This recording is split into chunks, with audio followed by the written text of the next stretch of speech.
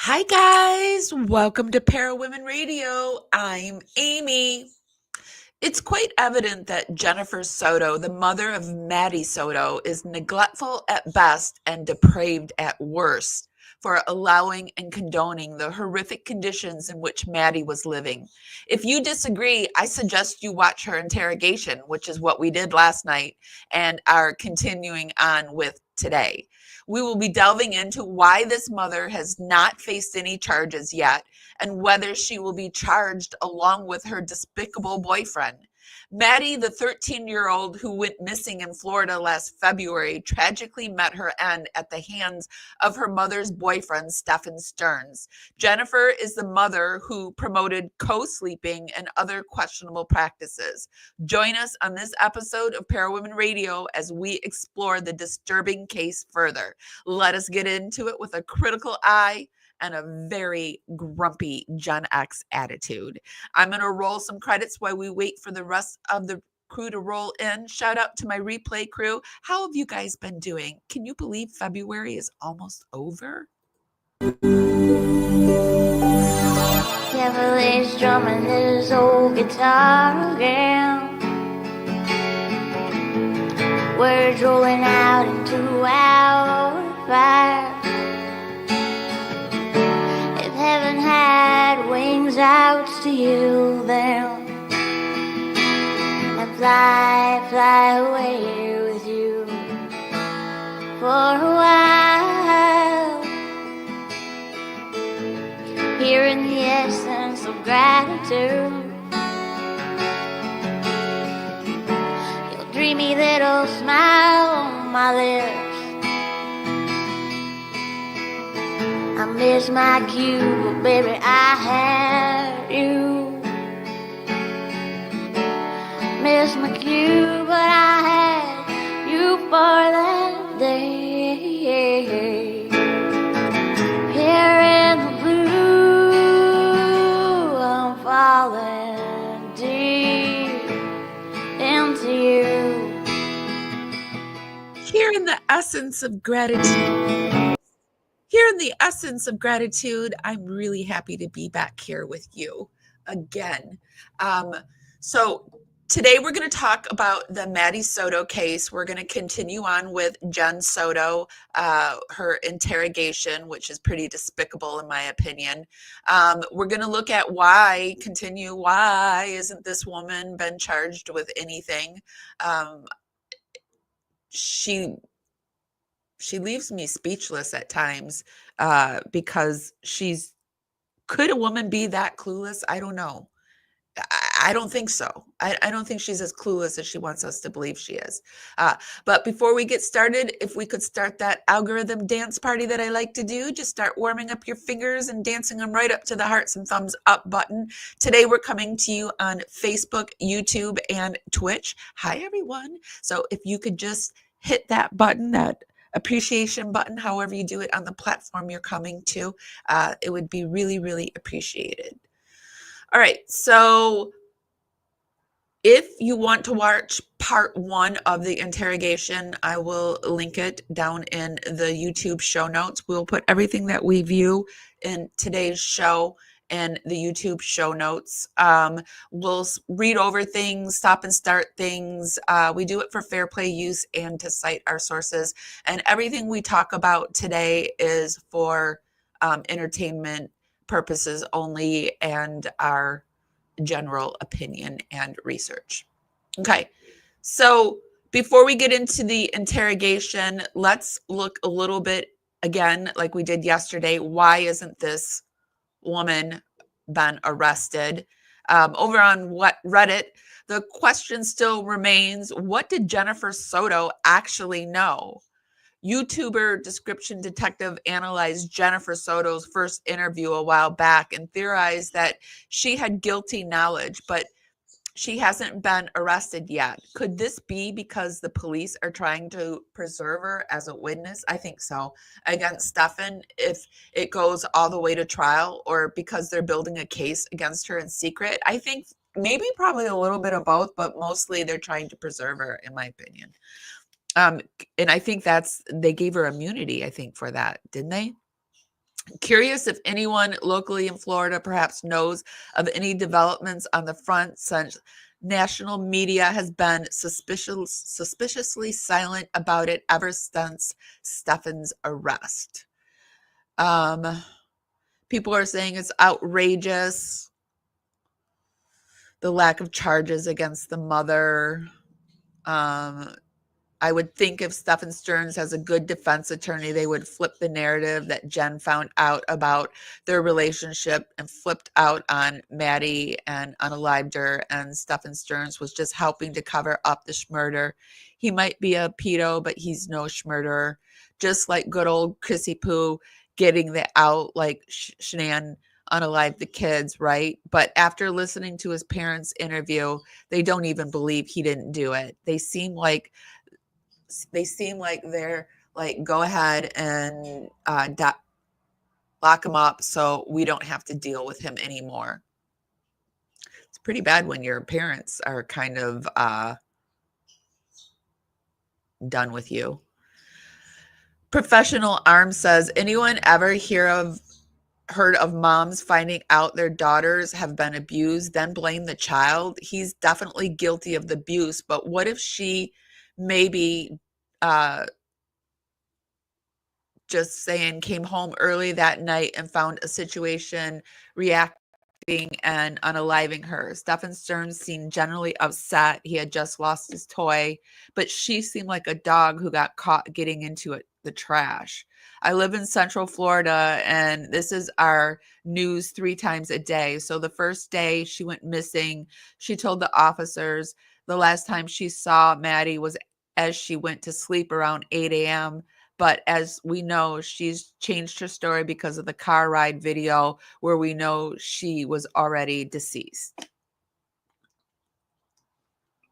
She has conveniently changed her story, hasn't she?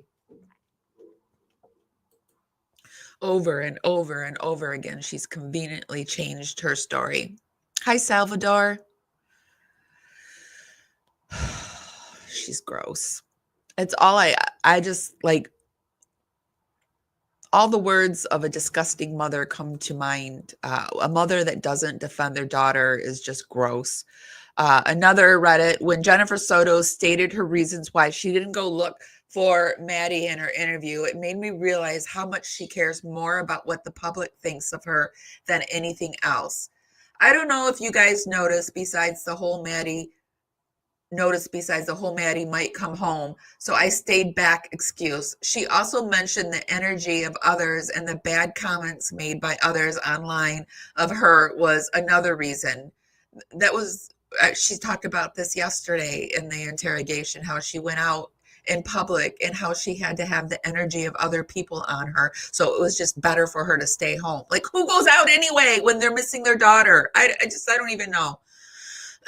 I may be wrong in that order or excuse, but I know you guys know what I'm talking about. Did anyone notice after all those comments, she proceeds to talk about the press conference and when she was going and she wanted to go so she could get more info? Listen, this blew my mind. She literally was sitting in front of a detective that had everything that she said in that press conference. Made me realize how much of an attention-seeking person she actually is. Yeah, I mean, that would be the only reason to go out, would be to get the attention, because you wouldn't go out because you wouldn't want the attention. She said before that she didn't leave the house because of the public energy, and she was so worried about the mean comments made about her online. To me, she sounded like she wanted the public to change their mind and just feel sorry for her or something. It just was the weirdest thing to me, because it doesn't make sense when you're in front of a detective, law enforcement, and it doesn't make sense. Can you imagine? This was Maddie's mother. Can you imagine the hell Maddie had to go through with having a mother like this?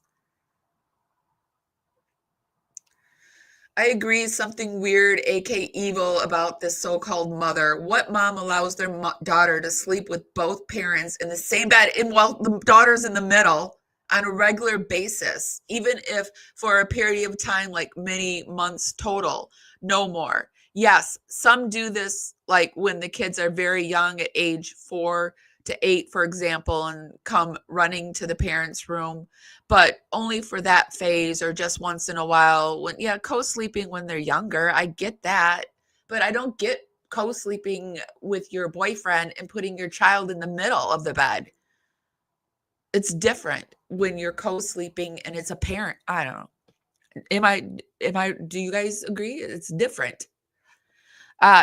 Now, and he wasn't even his, like, she didn't even grow up with this guy. It's not like even he knew her as a child, and now that this is the stepdad is very weird, and she allows her daughter to sleep again with her stepdad after knowing that he got an erection when sleeping with her, and she then broke up with him. What the hell? She's going down. I hope she is, but I don't know. She better get some time for this. Weird people do weird things. Later on, weird people do evil things. Oh, that's a good quote. Weird people do weird things. Later on, weird people do evil things. Well, that's not even true because I'm a weird person. And I wouldn't say just because I do weird things. Like, it's the level of weirdness that you are. And some people are proud, weird freaks. So, but I get what they're saying. I get what they're saying.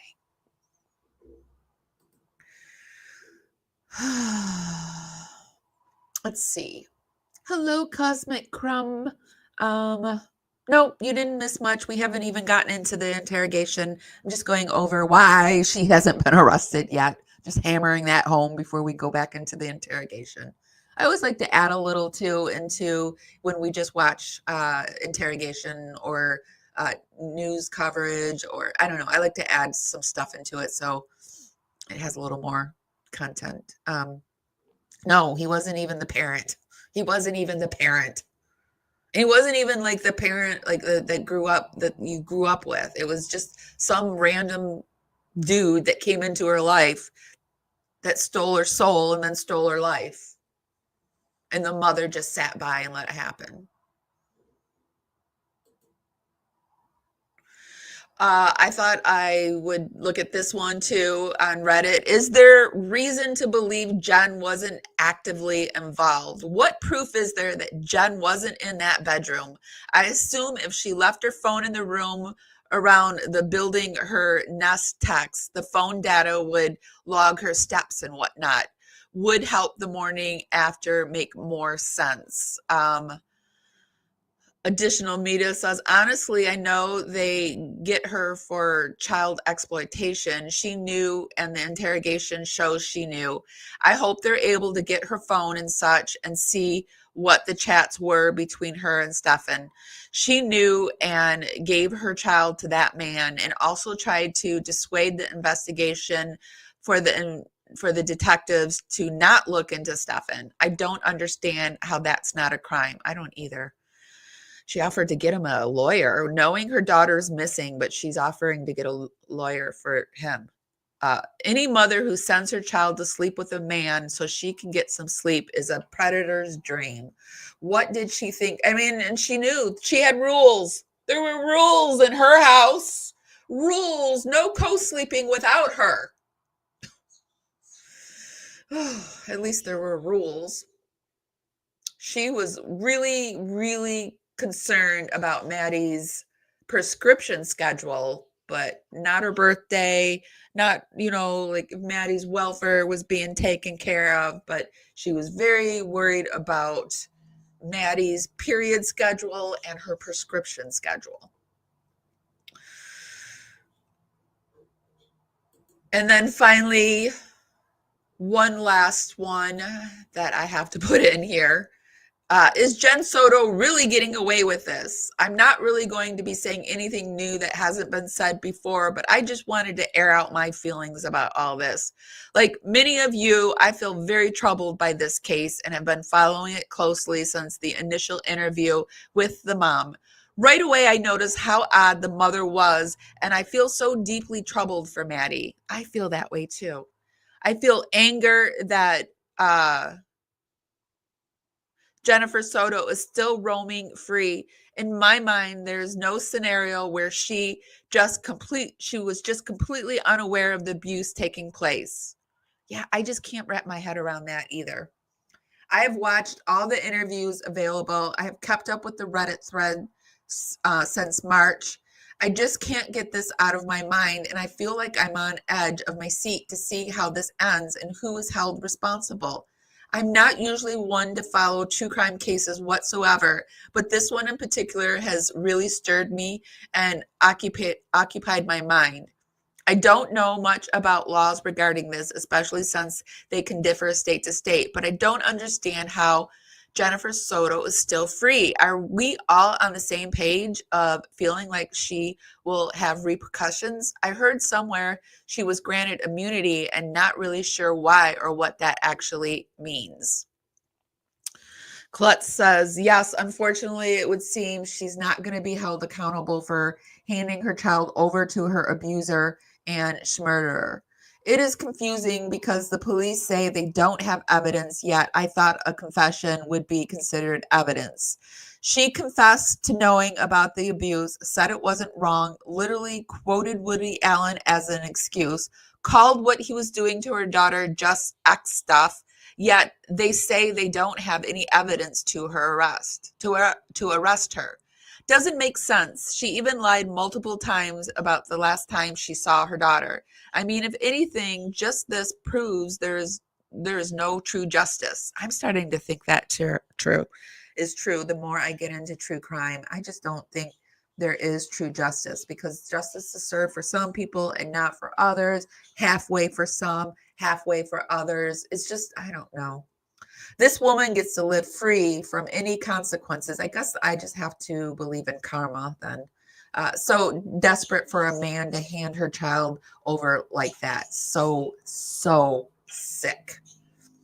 Her police interrogations are filled with extremely bad acting. During one interrogation, a detective asked her what she thought happened during the morning that her daughter went missing. Jennifer Soto said, I think he stashed the body. Yeah, the body. Excuse me? During this interview, she is still switching between a chatty, normal tone and pretending to cry and claim that I just don't want to believe it. I just want to believe she's kidnapped. And then she uses such callous language to describe her dead daughter. I think he stashed the body. The body? Not, not I. Uh, Not, I think he took my daughter to XYZ. The woman is pure evil. I think she was knowingly letting her boyfriend SA her daughter, and then she spent the rest of the time trying to protect him and herself because she knew exactly what happened. I am leaning towards that person. What that person just said. I don't know, Marissa. Marissa says, how is it legal to send a minor to sleep with a grown-ass man? I have no idea. I just don't know. It seems to be highly illegal to me. She didn't protect her daughter. Yeah, I heard about the immunity, but I haven't come across anywhere where it has been confirmed that she has the immunity. So I don't know if she has it yet. I've been looking around in my research, but I haven't come across anything quite yet. I did one final thing I wanted to look at before we go back into the interrogation.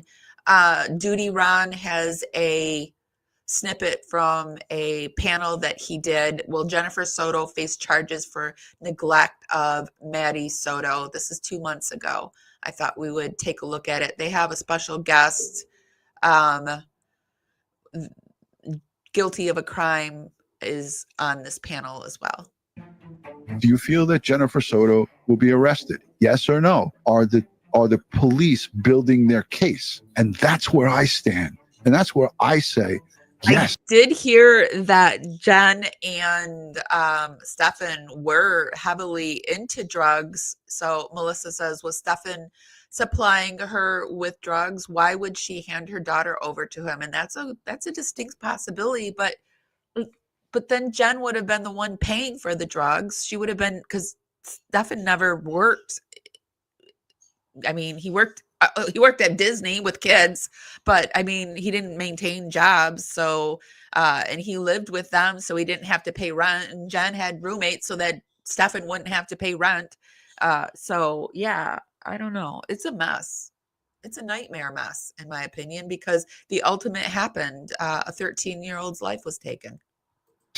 The police probably went to the district attorney and said, this is what we got against Jennifer Soto. This is what we want to charge. And the DA probably said to him, we need more.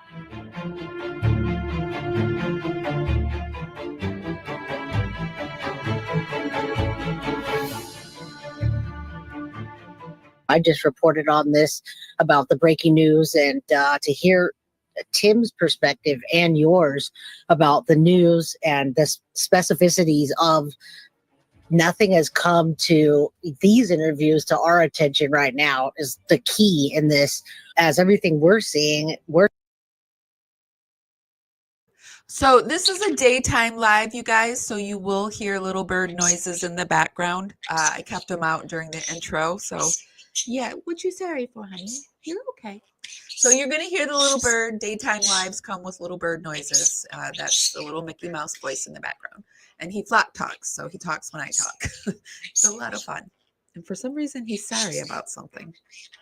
So anyway, yes, Jennifer's music teacher was arrested, and some breaking news that we are going to eventually get into.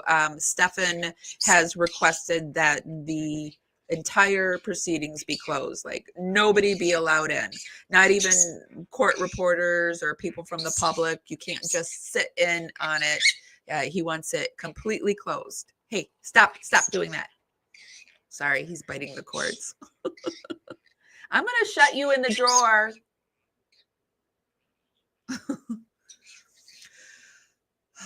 It's like having a 3-year-old when you have a bird. So if you ever want a 3-year-old, a permanent 3-year-old for 30 years or so, get a bird.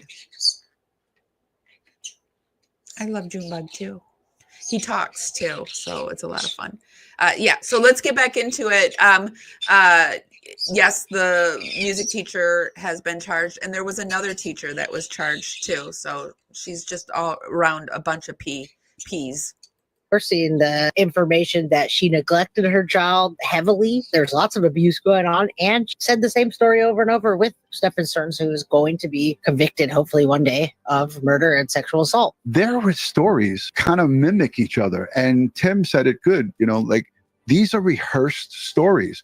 They either make it up as they go along, or they have time to sit and get their ducks in order. What happened is those two got together, and you even heard there are stories that are anchored, like all good liars, which I'm not saying John's a good liar, but all liars anchor their truth and their lies in truth. So, I mean, there's some truth peppered in here, and it's up to us to decide what's the truth and what's a lie. Heard the same thing because I listened to all of the audio recordings and interviews with not only Jennifer Soto, Stefan Stearns, but I got their parents too. I have the audio from inside the garage where the father tells the detectives, get this out of my house. His father, Chris, talks so badly about his own son and talks about his son having brain damage, being run over by a car at a young age, and him and his friend were hit by. So there's so much that I've been able to listen to as it pertains to these stories. But Stefan Stearns, and the reason I brought up the parents, he told the same bullshit to them. And then they regurgitated it to the police. But when the father regurgitated it to the police, he said a couple of things. I think my son's full of shit. I don't think my son's telling the truth. I couldn't get him to work. I had to kick him out of bed to go to work. There's music in the background. The father was giving him work, and he wasn't even getting up to go to work. I mean, I know you could talk about this all day and every day. How frustrating it was for you in major case when you had these cases and the DA said, we need just a little bit more to get those top charges. You got to go out and kick it, knock on some doors and gumshoe detective work. Very routine. They want more. The more they have, the more secure that case is. They're gonna do everything they can. I still think that at some point they may be using her to charge him. I don't know what kind of psychological test they've done on her to see if she's even capable of being charged. I mean, there's so many factors that come into play, Ron. He said that he feels like they Capable culpable? Are they saying that Jennifer Soto doesn't have the mental capacity to be charged? Or what you said, trying to work out a deal to get her to testify. They have a mountain of evidence against Stephen Stearns.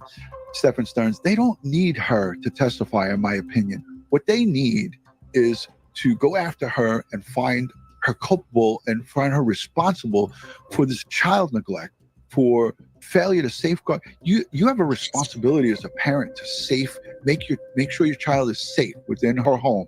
And she failed to do that because she took a predator and gave him the green light to take her daughter by the hand and walk her to bedroom number 4 and sleep with her. Who does that as a good parent? None of us can say, and I don't even care if you're not a parent, none of us would feel right about saying that or doing that. I still think they're going to charge her. There's no way that they're not going to charge her. I agree with that, but it definitely backs up my thought of that with hearing you two say that. I mean, I've got 82 or 83 episodes of this, and every time I say hashtag arrest Jenn Soto for what we can see her doing. So, yeah, I don't know about child trafficking in the chat here, but we see the neglect, we see the obstruction of justice. There's 4 charges there that are felonies. So I want to say that the child sex trafficking is not outrageous to think that because of the way they set that house up. And who knows over 7 years how many people have come and gone from that home. How many folks who she leased or rented to month came and went and had teenage or adult, teenage children that were jumping on the bandwagon.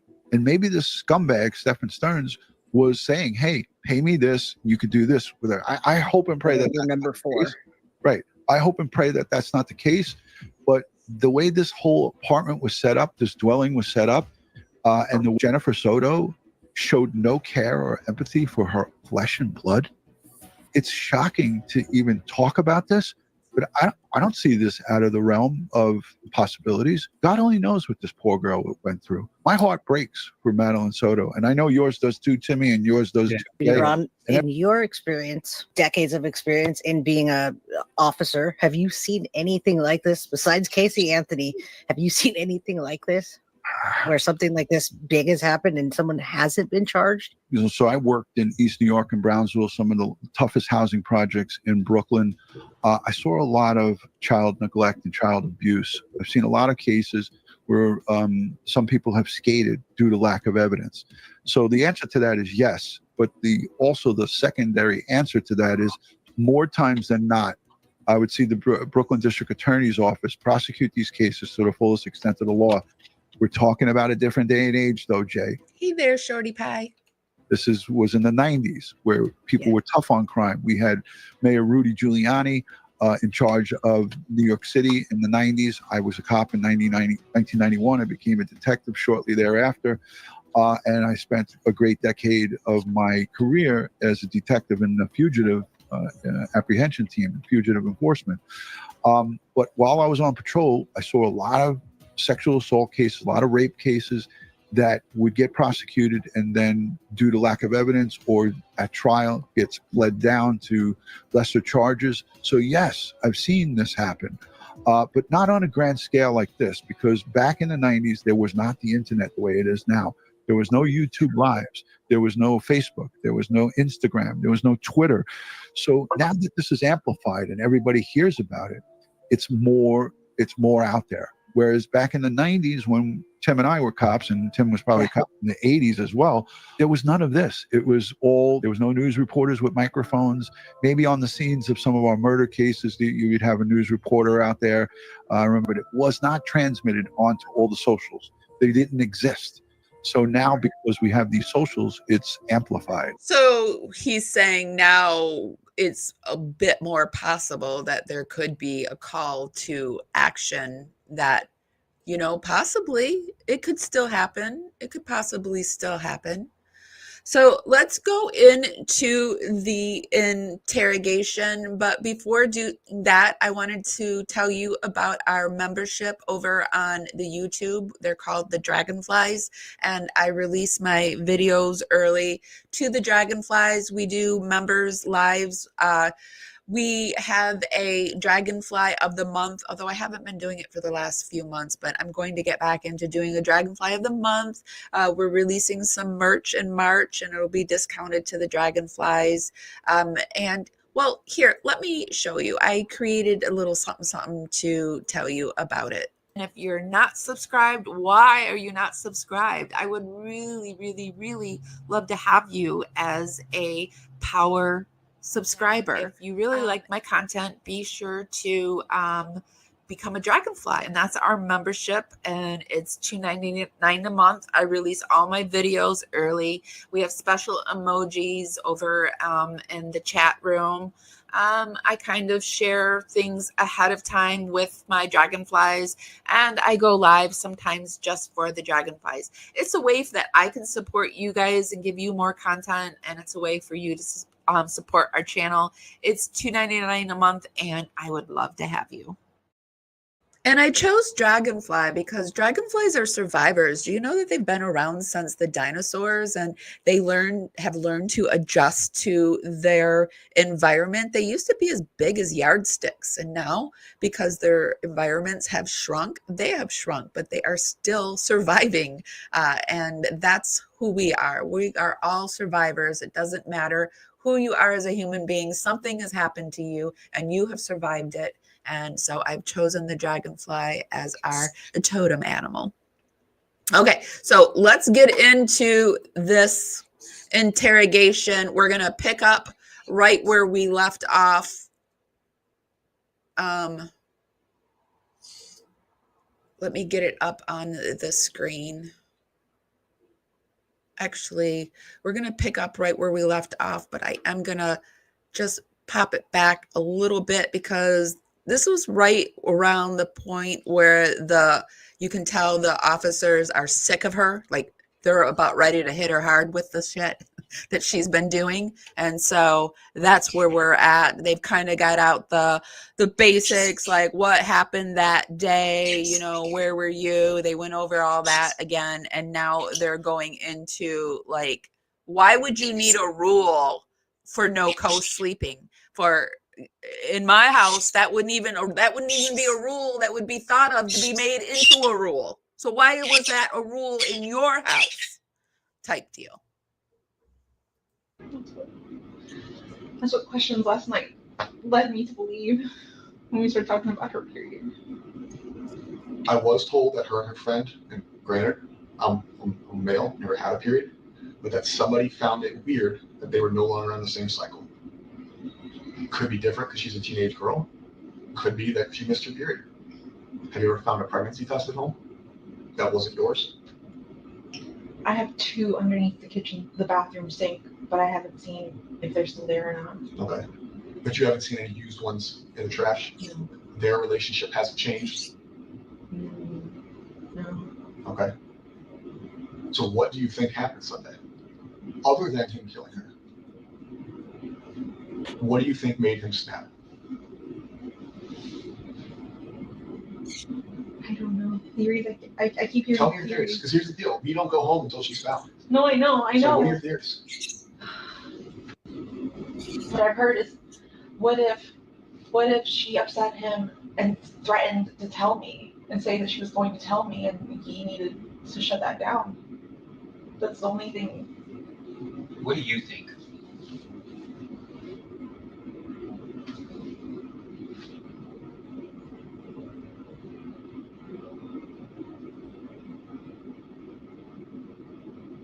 I believe. I don't want to believe he killed her. But when you were telling me he was going to kill her Sunday night and snuck her body out in the morning. That photo you guys showed me of her sleeping in the car.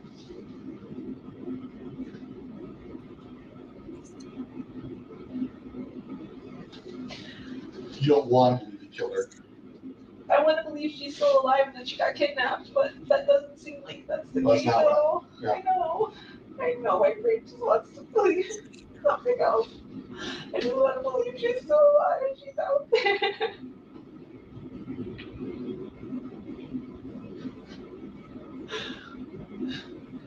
He tell you he fucked up. No. he acted so normal that day. He was showing me her stuff in the car.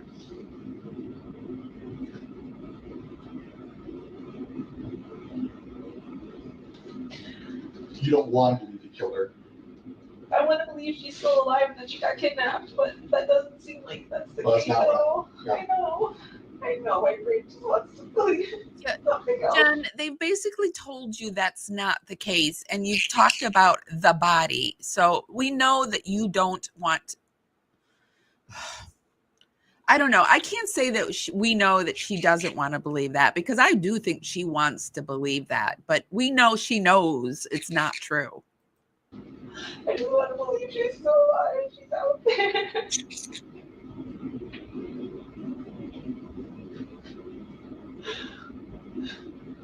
Did he tell you he fucked up? No. He acted so normal that day. He was like, I'm so impressed. We got out of the house so early. Like she made great time. We had so much time to go to McDonald's, but she didn't want to. His story was so fun. Like every detail was so believable. No, it's not. He's It's just the been most lying the whole time. unbelievable. What about that day in the car? That's the thing. It's the most unbelievable stories he tells you, and you believe him. He's the person that tells you that the sky isn't blue. He tells you it's purple or it's red, and you're like, oh, okay. Well, I guess sometimes it has tints of blue and tints of purple, so he must be telling the truth. When you offer him a lawyer, did you disclose anything to you there that made you feel like, oh fuck, he needs a lawyer? No. He kept acting like he didn't know what was happening, and I'm like, don't you see forensics? Don't you see they took your phone? Like, something's happening. Like, I think they're gonna pin this on you. And I'm like, in my head, I'm going, they have the wrong guy. Like, they're just honing in on the last person who saw her. But no, you guys do more. You never said, what did you do? Yeah, when we I've see never- Ben get angry at Stefan, it's because that he lied to her. It's not that what he did to his daughter, it's that he lied to her. Never asked him any of that. I still, even up until when we got here to the police station, I was convinced that he hadn't done anything to her at all. Because of him or because of not wanting to believe she's deceased? Because of him. Because I thought he was a good guy. So up until this morning, you still think that it's not? No. We're talking about the other day. Up until When we took him. yes. Okay. I forgot what day of the week that was. So we're still going through his phone, his drives, like I told you, all his socials. We can date back to 2020. Based on the videos, it appears that was the start of the victimization. Okay, are we going to find anything in his phone with you? He never done anything. He never done anything. Has there ever been a request for the two of you to participate in sexual activity with him? No. Regardless of you saying no or yes. No, he's never asked that. Okay. If we find pictures like that, is that going to surprise you? So if I'm in his Google Drive, if I had a sex crimes detective, a computer person look at his phone, and they tell me, hey, Kevin, I found a picture engaged in sexual activity or borderline sexual activity, is that going to surprise you? Yes, that doesn't exist. Okay.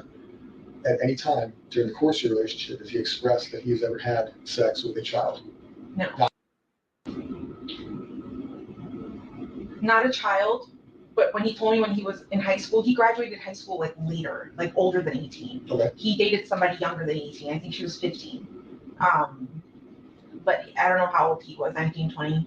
But he was an older kid in high school. He graduated late. But he had a really young girlfriend. That's a whole other issue with such older kids with younger kids in high school, because that's a 19-year-old hanging out with 14. Because I think I went into high school because I started school when I was 4. So I went into high school when I was 12 or 13. And I know that in one of my classes, there was a senior and he was 19. And that's a problem, I think. Was Kendall. And I thought that was weird. I was like, that's a little too young. He goes, no, it's fine. You were in high school. Everything was normal. Her parents loved me. Blah, blah, blah, blah. But that's the only one. Have you ever gone through his phone? Who, me? Yeah, you. Okay. If you had to, knowing Stefan, knowing where he lives, knowing where he goes, how he conducts his life, give me your top 5. Because I know you haven't thought about it. If you haven't thought about it, that's another weird thing I got. Since Monday, right? Need all this We told you on redaction Wednesday stuff. that we think he did it. Yeah. So from Wednesday till today, it's about 48 hours. Give me your top 5 places you think are possibilities based on knowing him, based on knowing his path of travel. Where do you think? It doesn't have to be based on evidence, just in your gut. Give me your top 5 places where you think he.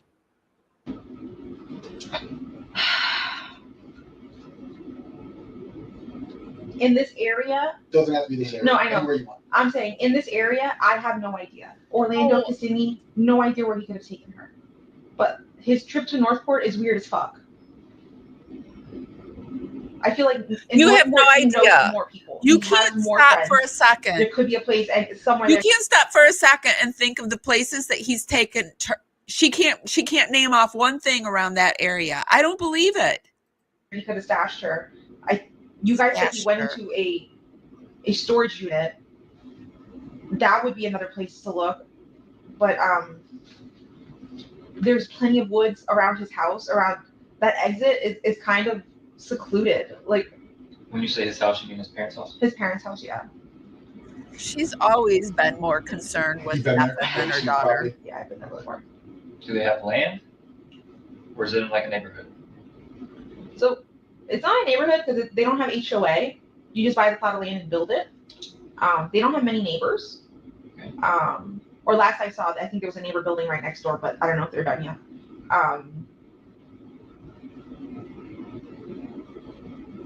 She's got borderline traits. She reminds me a bit of my mom, my own mom. I just feel like he had more. There would have been more spots in Northport for her to be dumped. Because from what you guys have told me, he went to St. Cloud, he went to 192. Could you guys tell where he turned on on any of these roads? It's just that he was on the main road. Way too much. And she repeats questions so she can think of the answers. I didn't think he ever even knew where St. Cloud was because we've never driven down that way ever. No, you live in Kissimmee, right? Yeah, I know, but to me, he's never had a reason to ever drive down to St. Cloud, like ever.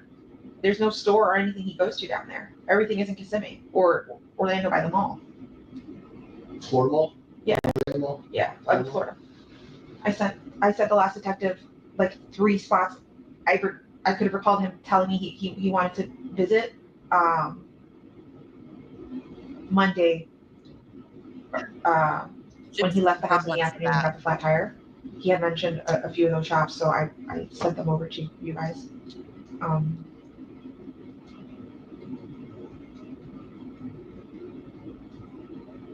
There's honestly nowhere to think of. We've never gone to the only wooded area that we've ever gone together would be Shingle Creek Regional Park,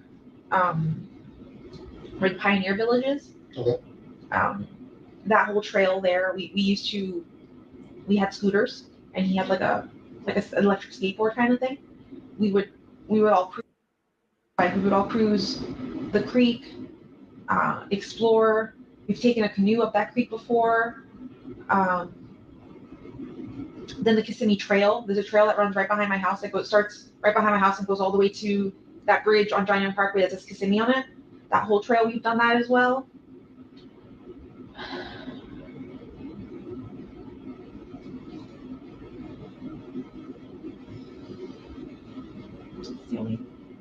That's the only places I could think that like he may have gone because that's where I know I've gone with him before. But anywhere else, I have no idea.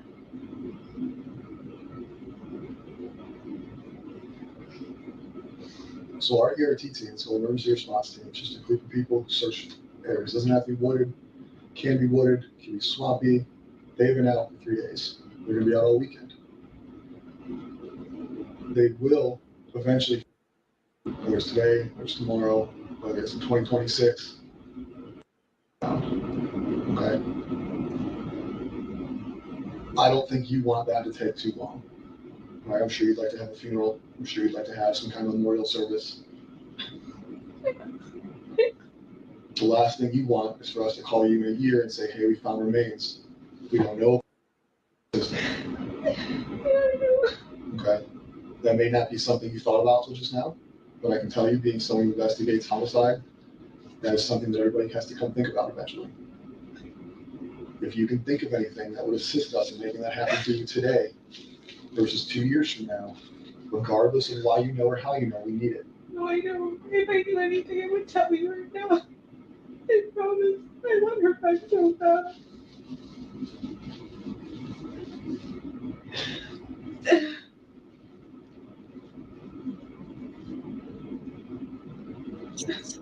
I want to think about planning a funeral.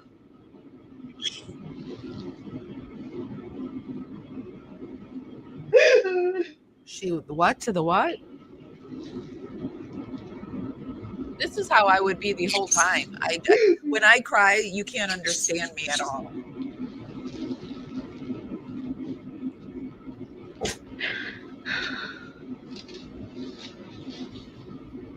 What has your communication been like with his father since this? I've limited contact over the last 2 days because I know too much and I don't want to tell them anything. You don't want to tell them what we've told you, or you don't want to tell them what you know? No, I don't want to tell them what you guys have told me. I don't want to share. It's so difficult because I've known them for just as long as I've known Steph, and You don't want to share that your daughter's been kidnapped and the police believe that she has been unalived by Stefan? You don't want to share that? No, Jenn isn't in jail. She hasn't been charged with anything. they feel like absolute shit right now. I know that they kind of got into a fight because Chris started, are you sure we know our son? Are you sure we know our son? I don't think we know him at all. The mom was defending him, but now with She doesn't everything, want to with talk to Stefan's parents. 7 minutes on the phone coming out, they know. They know he's a piece of shit. We talked to his dad, and his dad knows as much as you know. He knows his son's a rapist. He knows his son's a murderer. He's talked to us. He's been very open with wanting to help any way he can, whether that's technological, whether that's verbal. Yeah, he even had. I was with him when he turned in his knife to you guys. He remembered he had a I knife. love the bluntness that they're using now. They said the R word. They know their son is a R word. On him and gave it to you guys. I thought that was. Have you talked to Chris about Stefan needing a lawyer? Yeah. When?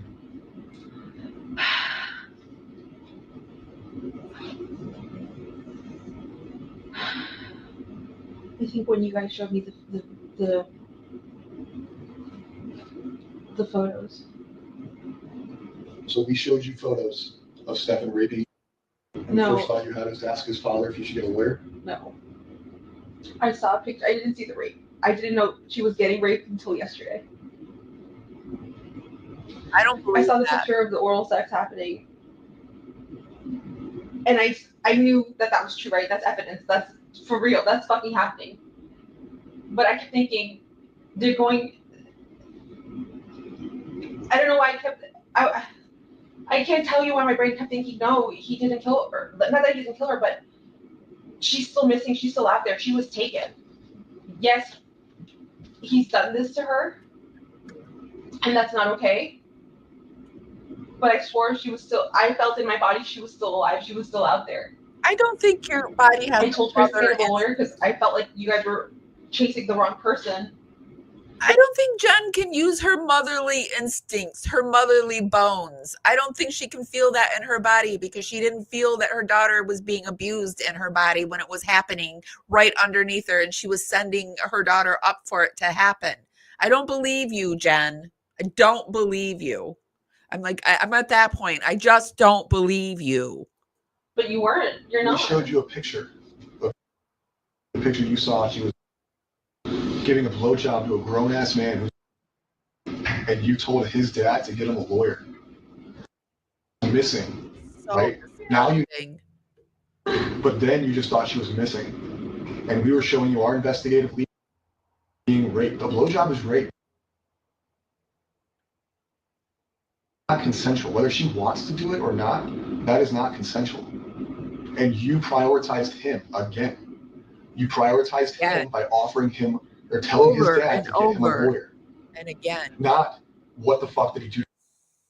Not, hey, we need to figure out what happened. Not outrage. No, let's protect Stefan. Not outrage. We need to get you in prison. No, we need to get you a lawyer.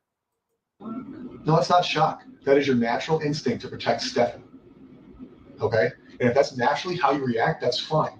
But that goes into what I've been telling you this whole conversation is I don't believe a lot of the things you're saying, and I don't believe a lot of the things you say you weren't aware of. And that is because you've now shown me twice that your first reaction, no matter what you were told or shown, missing and we're seizing the cell phone, or we're showing you pictures of her giving him a blowjob, your first reaction is to protect Stefan. So now, murdered by Stefan, you're aware of this. You were shown pictures of this. You were shown pictures of her body in his car with a seatbelt on, right? Sort of perfect that Jenn is so concerned about what others think about her, because at this point, she knows that these police officers think she's a piece of shit. And I take comfort in that.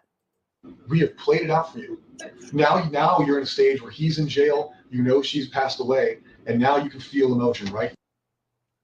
Until that point, when you were shown that she was deceased, your continued first reaction is to protect this guy. You just said, I only saw a picture of him, whatever your verbiage was, I say blowjob, of his penis in her mouth, and your first reaction was, fuck. Oh my, being victimized? No. She's being abused? No. It's Stefan needs a lawyer. Who the fuck cares if we think he killed her? He's I don't know why.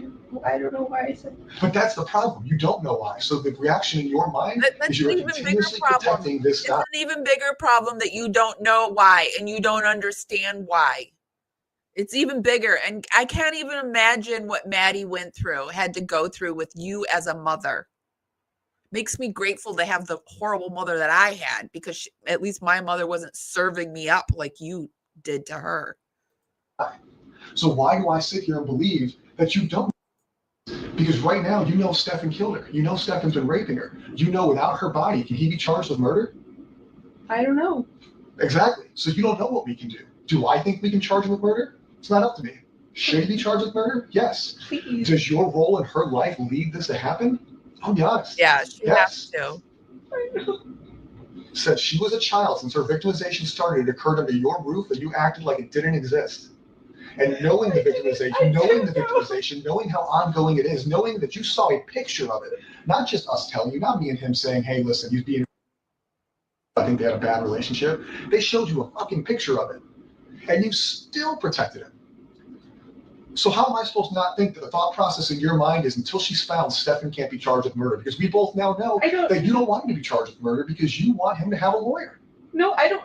That was then. He can't be charged with murder. That was then. Everything that you guys have shown me since then and have shown me that he's so he had to show you a picture of her dead in the car for you to finally not take his side? So it took more than a picture of the BJ.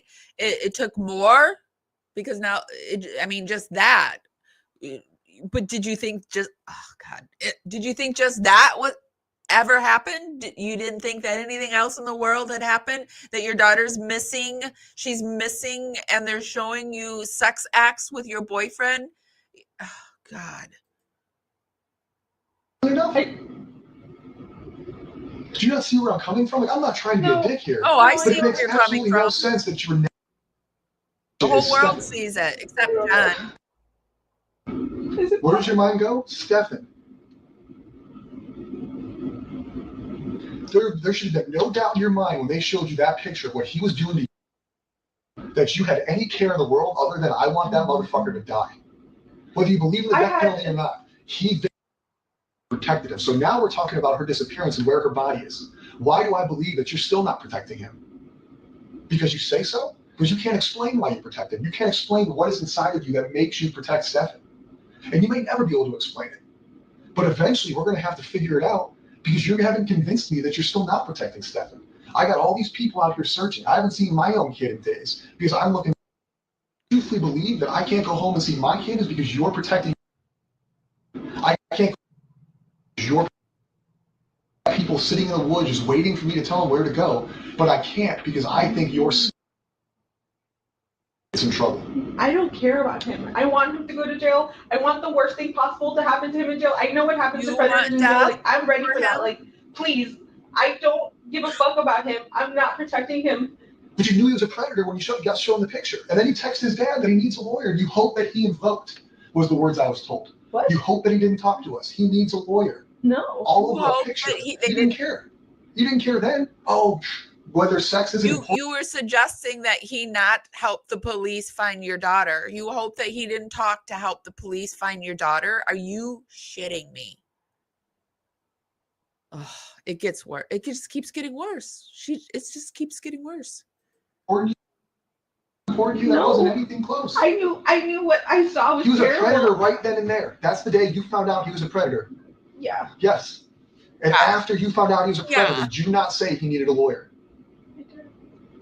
So why today, Friday at almost 3 o'clock, 5 days into the disappearance, 2 days since you probably found out, or 1 day since you found out she was murdered, do I believe you that you're not telling me where he went, or that he didn't disclose to you where she was, or what caused this to happen? Is listen, I know I've been doing whatever, or listen, this fucking happened. How do I believe that didn't happen when everything you've shown me is protect Stefan? Now, once have you shown priority in this conversation, in this investigation? You're coming here looking for her. You reported her missing. Trouble for not doing that. But outside of you reporting her missing, and I may be wrong, I haven't been involved in all aspects of it, but you have not shown me one bit that you prioritize I think I love this police officer. I really do. her over him. And that sucks.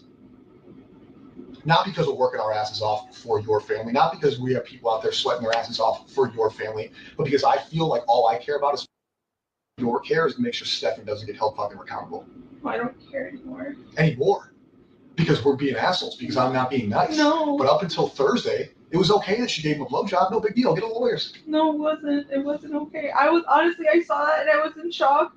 And I don't know why my first reaction was to tell him to get a lawyer, but I saw that and I was in shock and I was just like, I don't know what to believe. I don't know what to believe. It's easy to believe it now. We showed you pictures of it. You can't deny it anymore. The sex was okay. The murder's not. At least that makes sense. No, that's okay. I want to know what it is. And not because I think you're a bad parent. That's what it was. I think the sex was okay. I don't think she ever expected the murder to happen, but I think she knew about the sex. And I think she needs to be held accountable for both because of her lack of doing anything about the ex. Oops. Dead or alive, she's missing. Her body is out there, and her body needs to be recovered so she can have a proper burial, a proper funeral. She needs to be laid to rest. Your family needs to be able to mourn her, and we need that information. That is life. That is not life of the law. That's not life of the sheriff's office. That is common decency.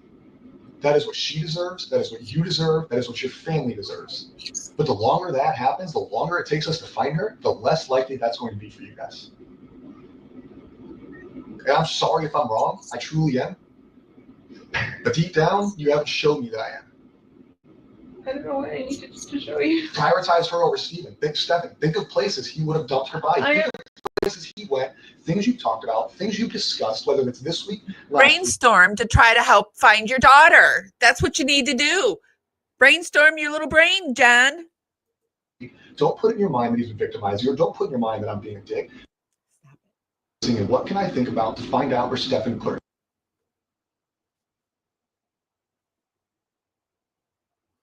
Oh, I hate this. You know more about where he goes, what he's doing, or what he would do than you want to realize. That's natural, not because I'm telling you, but because that's natural. I have best friends. I know more about them than I think I know about them. I just need to sit down and think about it. So I need you to sit down and think about it. Whether you need a minute, we're not in this room, whether you want to do it with us in this room, we need to leave here with an idea of where we can go look for. That is one thing we can agree on. I've sent you the list of the stores that he may have stopped at and didn't stop at. The only outdoorsy places I can think of that we've ever gone to that he would know about would be Shingle Creek or Kissimmee Trail. I don't know if he knows where Lake Toho is, but that could be another option. Because you think it's a wooded area, because it's a place you guys have talked about together. Because it's a wooded area with a lake with gators. Like, we haven't discussed anything. This topic, I never asked him if he direct. I never thought he could have. I always assumed the best in him. But I didn't ask him directly. I didn't even suspect that until you guys showed me that picture upstairs. We're here. Didn't even suspect a I was thing. thinking of, if I name places, it's gonna be wooded areas that I can think of, but he hasn't She had rules, no co-sleeping without her, but she didn't suspect a thing. Not a gosh darn thing. told me anything. Like, he has not told me, or we haven't discussed. So him going to 192 that day, all you know is that he went to 192. He said he wanted to visit House Card Rules. That was one of he named 3 stores, and that's one store I can remember him listing on that list. House Card Rules? Yeah, I don't Okay, have my phone. we'll get your phone with that. House Card Rules. What kind of store is that? I don't know if that's like a video game or card game or board top game store. But that's on 192. Close to one, I think close to 182 somewhere. And you said you wanted to go to 3 A store stores. where kids Yeah. will hang out? Imagine that. But he did tell me that I just don't remember which one. Are there woods in that area? Are you familiar with 192? No, not where these stores are. I have no idea. Other than A place where kids hang out. Imagine that. you came up with wooded areas that you know of. Yeah. You came up with wooded areas that you think you could dump a body in. Because I've been there with him. Yeah. I need to know wooded areas where he travels. Right? You're saying we've been there, so she could be there. So that tells me she's not there. It tells me it's a waste of the search. Okay. Because when I put 90 plus people there, that's all day. We got to coordinate that. We got to put them there. So we need fruitful searches. Yeah. So I need likely places that you think. I need places you think based on the conversations with him, not because you can picture in your mind that there's trees there. Okay. Does she ever name anywhere?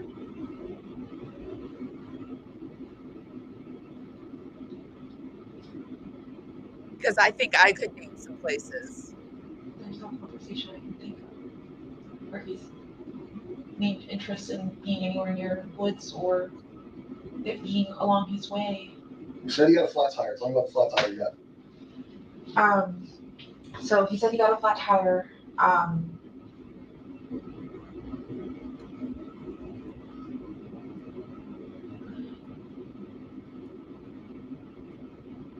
not sure when he got a flat tire, but he said he got a flat tire and then came directly home, and he got home around 2:40.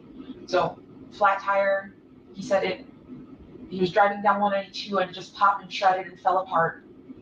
And he pulled over into a plaza and changed the tire for the first time in a very long time, and said he hurt himself doing it. The frame of the car, something came down on his finger. All his lies, I don't care, but I want to know what you question him about. Why was he there? What was he doing? There's no way you're the most trusting woman in the world. You just don't ask clarifying questions. I know no relationship I've ever been in is that trusting. He just tells you he's gone at 3 a.m, getting a fucking Wawa, and you're like, I don't have that. Same thing with this. It's like, oh, I got a flat tire, was here. Why is he in these places? Do you not question him? Why were you on 192? Why did you dip out at 3 a.m. with my car? I didn't know he did that. This is 2 times he went to 192. He went to 192 the day she disappeared, right? He's roaming, looking for her south of where she went missing, because supposedly she went missing. And 192 is south of where that is. And I not very likely that that's the route she went on foot or abducted, and that him driving around is somehow going to locate her. And he did tell. I did question that. I was like, when I asked him where he searched, and he said 182. I said, why? That's not where she would be. And he didn't give me a clear answer, and I don't know why I didn't push it. I just thought he was being stupid and oblivious, because I don't see him as the smartest man. Like, I don't. I let him do what he does, but I don't trust a lot of his. Is the word judgment? I'm not sure, but I just don't trust that he makes the smartest decisions sometimes. Like, he likes to act like the smartest man in the room, but I don't think he is. Do what he does. Meaning? I'm sorry? He said, I let him do what he does. Yeah. So, If he wants to just get up and go to the store, I'll ask where you're going, but I won't stop him. Just let him go on his way. I'll let him do what he wants to do. I just, when I was listening to her, I realized I didn't even realize, I didn't know where Maddie's body was even found. And I had to look it up, and it says on February 26th, investigators obtained a surveillance video that shows a trash compactor with a tread from Stearns's car and objects belonging to Maddie were eventually found. The belongings were like a black backpack and her shoes and stuff like that. And then minutes later, Stern was caught on surveillance video driving away from the neighborhood in Kissimmee. Her head is visible, tilted on her left shoulder, and her mouth was open. She was belted in the seat, according to the report. And at some point, Stern was driving between Maddie's home and the apartment complex he lived. He was seen entering the front security gate of a neighborhood with a female in the same position uh, as captured earlier in that morning. And then minutes later, the female in the car is seen in the same position again. And then about an hour later, he drove up into a Holiday Inn parking garage, and he's seen taking the body of the female from the passenger to the trunk. And then he's seen driving away. And then after days of searching, her body was finally found just off of Hickory Tree Road in St. Cloud. And it's an area that Stearns was reportedly seen changing a tire that day. So, does she ever mention any of these places? I don't think so. I doubt it. I, I mean, she's not. Does she ever mention anywhere? I don't know. I guess we'll find out.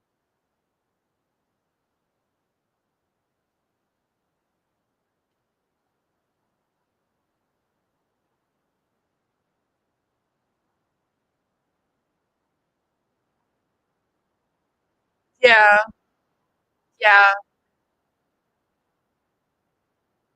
I think he is the type to have an inverted sleep schedule as well. I've got a weird. Oh, hold, you guys, my phone is here. Hold on one second. I'm gonna let it play, and I gotta go answer the door. Yay! My new phone is here. I lost my phone. I've been without a phone for a week.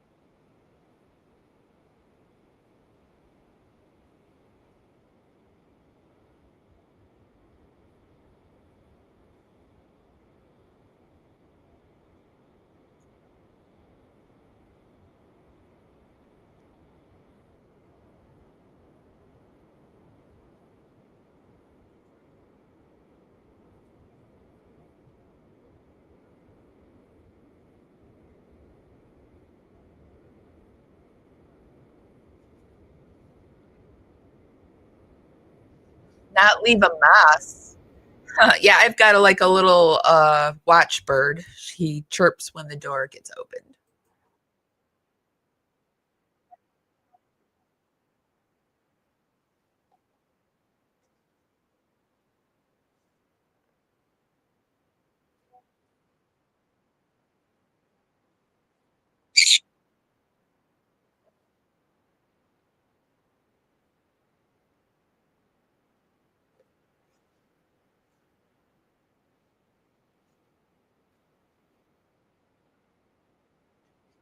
Because you weren't paying attention. He did out it for 2 years.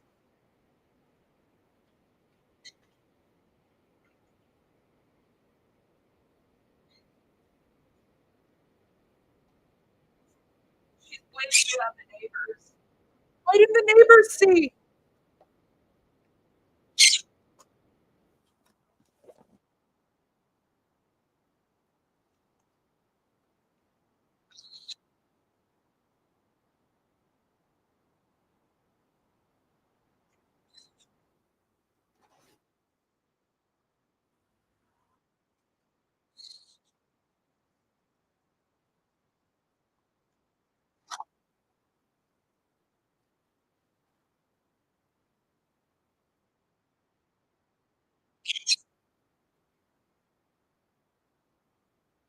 Didn't get caught by Sorry, anybody. I had it on the wrong thing. I'm sorry, you guys.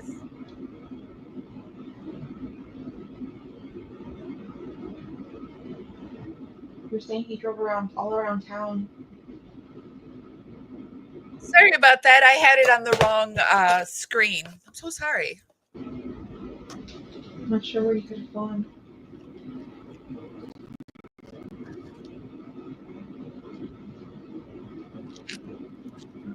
And then him coming home, leaving, what do you think? Knowing that he killed her. If That's suspicious as fuck. It is suspicious as fuck. But if you're writing a book, what are you writing? Let's say this is a fiction novel, right? You're now aware that he killed her. So now you can piece together a story of what happened, right? You don't know the story because you're not him, and you tell me he hasn't told you. So it's not real. So you're telling me what you think. Yeah. Right? We know he killed her. We know he drove out of there Monday morning. We know he discarded her backpack in the trash dumpster. We know he discarded her laptop and one shoe. Right? So all her property was discarded to look like she's gone. That way he doesn't have evidence with him. They leave. You've been told that they drove around Orange County, Osceola County, wherever it was. You've pieced that together throughout the week. All right? He's told you where, at least in his version of where he was and what he was doing. Right? But then you have all these suspicious times of when he's left and come back and he's gone here and gone there. So what do you think he was doing on all these suspicious times? He's roaming 192. What do you think? Knowing what you know now we can play. You know she's dead. You know that we've given you information. What do you think, knowing what you know, he was doing at 192? He was doing here. He was doing here. He was doing in Northport. What do you think?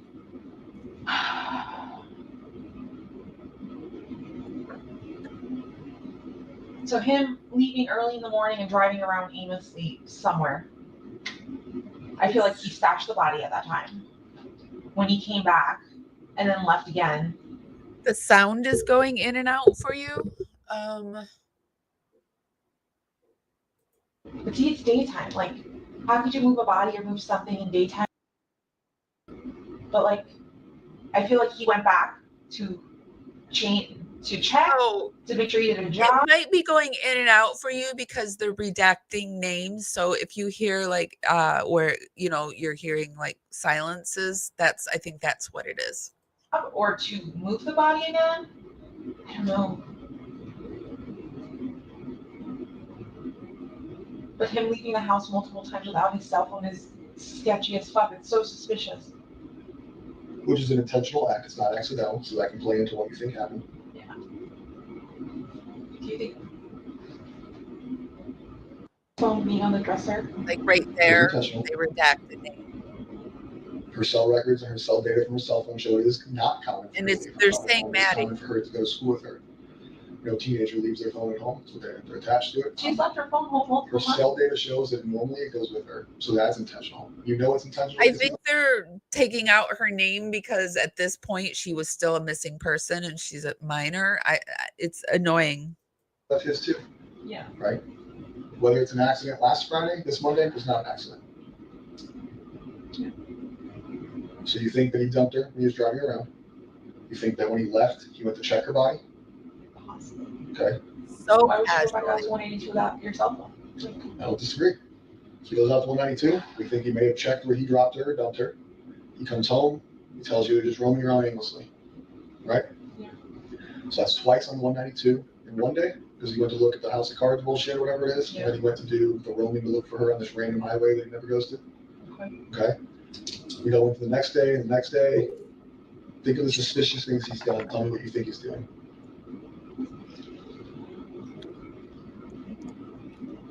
Him grabbing my phone and trying to log into his emails, that seems kind of suspicious. What was he trying to see? What was he trying to do? The thing is when he had my cell phone, now that I think back to it, he had something wrapped around it, so the phone was under a blanket, and he was like this. I tried looking at the screen at one point, and I could see an email. But and that was the cell phone we took from you today, or you gave us today. Yeah, okay. yeah.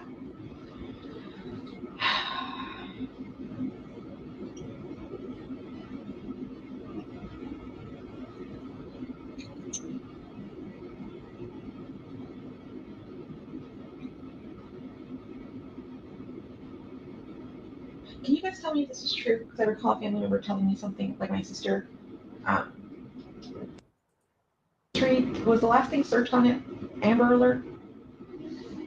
Her cell phone has Amber Alert searches in it, but I looked through her cell phone last night. I do believe that she may have been clicking on links for Amber Alerts that came through. I don't think she was actually searching them. Okay. They could have just been links she clicked on. Okay. Because I wasn't sure if that was him Googling on her phone about Amber Alerts or if that was her. That we will never know. He is not obviously cooperating. Can you like, could you guys explain what happened yesterday? For that, I need you to continue going away. Yeah. Where are we at? Suspicious utilization of your phone. Of the phone, him disappearing multiple times, him disappearing to Northport. What the hell was he doing? That is suspicious. I mean, now that I know that that's where he went, that is suspicious as all fuck. Why did he go to a storage unit facility? What was he grabbing? What was he trying to dispose of? Or what was he trying to hide in the that to me is suspicious. Do you put more weight on that than 192? 192, no, because 192 would be something happened in Northport. There'd be no reason he would Do you understand what I was asking with that phrase, putting weight on it? Like, do you feel like it's more suspicious what he was doing in Northport versus 192?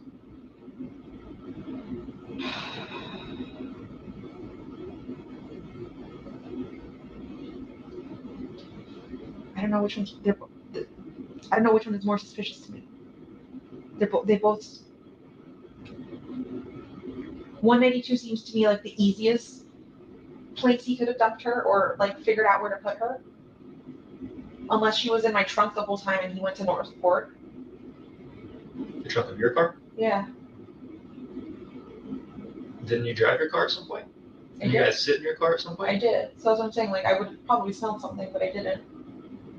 So I'm just trying to think, like, did he stash her body in Northport? No, I don't think so. He's probably hiding something or destroying something. So I guess 192 would probably be the most important right now.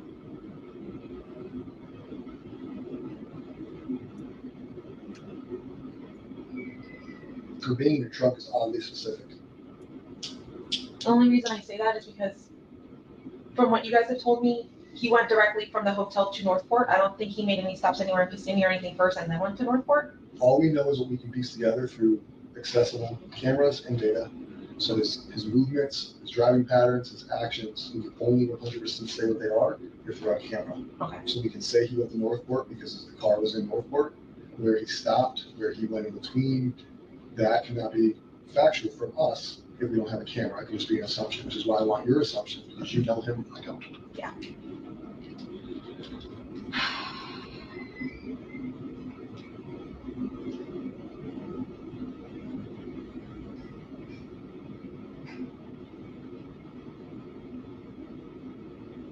If I fell asleep at 3:30, 4 o'clock in the morning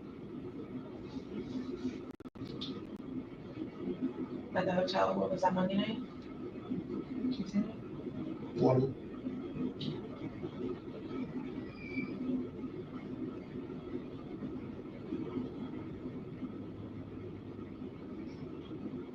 I was trying to think, like, could he have had time to stop somewhere, wherever he stashed her, and then took her to Northport? They've got to be so annoyed by her. I'm I think he annoyed. had time.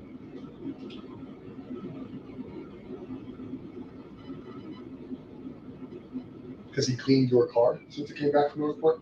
Was he brought it to a car wash? Has he detailed it, paid somebody to come out? No. Because you, through your, we call it a fiction novel, you pieced together what you think happened based on a suspicious activity, and you ended with, you think he put her in your trunk and brought her to Northport. Yeah. I know I asked you to make assumptions, but now I want to know why. Why is that how we finished this? What is in your mind leading you to believe that is the ending of the story?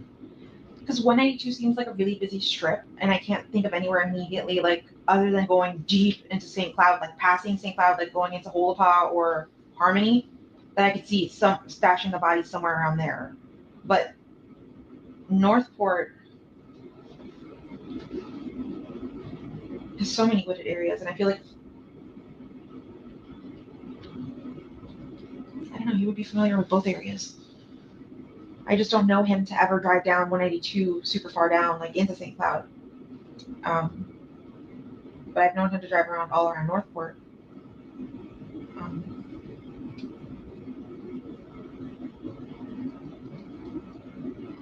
But see, I don't want to say anything and like lead you guys down to Northport to do a search and nothing's there. I'm just We're gonna go everywhere. We're searching the woods right now, or she's not.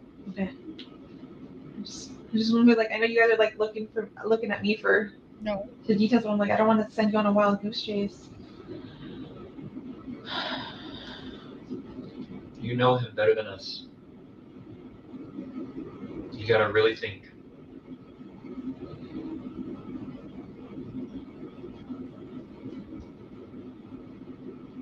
She doesn't even look like she's thinking.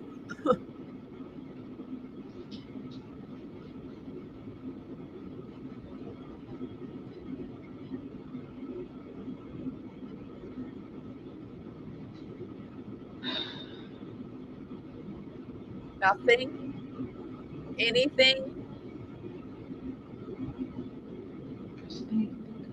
She doesn't know anything about her daughter. That's another problem. She doesn't you're really know emotional who right now. her daughter was. I feel like you want to tell us. No, if I knew what to tell you, I would tell you. If I had the truth, I would tell you. I don't know anything. Jennifer, where do you think you took her? Anything. Something. Mueller. You have no idea. If I were him and I had to stash a body,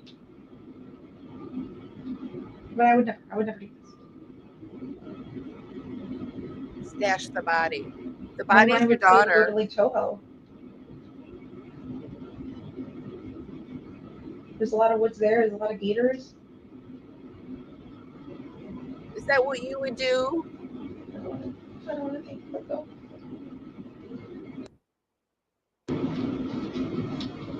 No, I know. I just don't want to think about her getting hit by gators.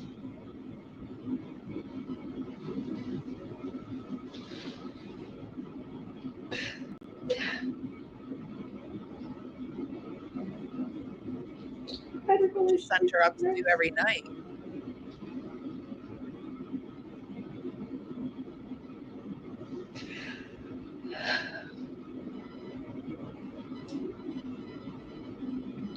Like I told you, it's going to come to a point where we will. Right? Volusia County Sheriff's Office just found somebody the other day that's been missing for a long time. People get found. Sometimes it's quick, sometimes it's not quick. I'm hoping this situation is today, tomorrow, Sunday, but we will find her. What you need to think about is when we find her, is there an opportunity or a chance that we're going to prove that you did not assist us to your full capability in this investigation? And if that is true, you need to think about the consequences of that. Consequences of hindering a murder investigation or a capital sexual battery investigation could be punishable up to probably the same charges, the same time in jail. I know you know that I don't believe what you're saying, and I know you know that I think you prioritize Stefan, that you prioritize jail. You see what I'm saying? Like, if we come back and prove that you sat in this room and misled us, that you didn't lead us in the right direction, or that you assisted, or you acknowledged, or you knew, you need a warning from jail. If I knew anything, I swear I'd tell you. He has mentioned, we haven't discussed this. I had no suspicion of anything. He did not tell me any more details of where he went that day other than those traps that I had mentioned.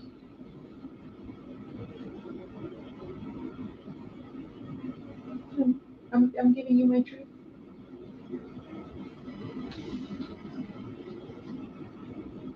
On any of the days that he came home after these suspicious outings, 192 trips, Northport trips, everything else, did he change clothes? Did he come home and appear disheveled, sweaty, dirty?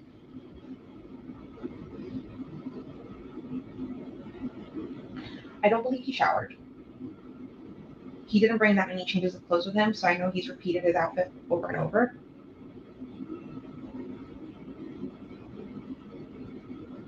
It's possible he could have come home all sweaty and disheveled after the supposed changing the tire thing, but I wasn't home to see that. Yeah. But other than that, I didn't see him come home dirty or sweaty or anything like that. Do you do anything he normally doesn't do within the house around you?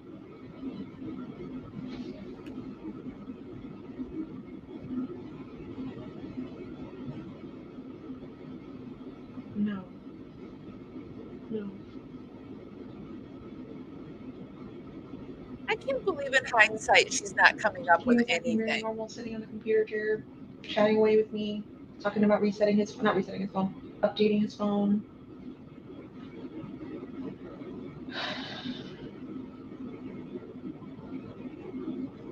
Erasing his phone. Factory resetting his phone.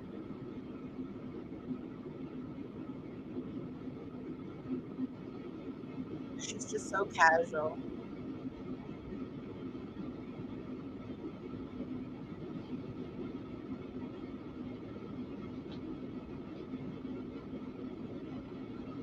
Did he carry tools in his car to change the tire, typically? I think he said there was a tire iron in the car and the jack. Did you bring it inside? Did you leave it in the car after? I think he left everything was in the car.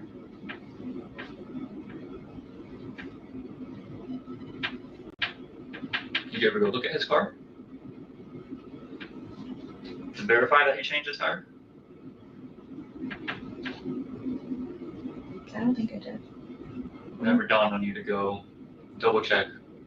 Except by the time he would have got back from the tire, you were gone, right? Yeah. What you told us? Yeah. And then she was reported missing. Yeah. During that time. Yeah. And it never dawned on you to be like, damn, did he really change his tire? Let me double check. No. We got home really late that evening and I didn't even think of doing that. This is part of our problem. You did so many things and you never questioned it. I didn't suspect him. How can we believe some of the stuff that you're telling us or believe that you don't know?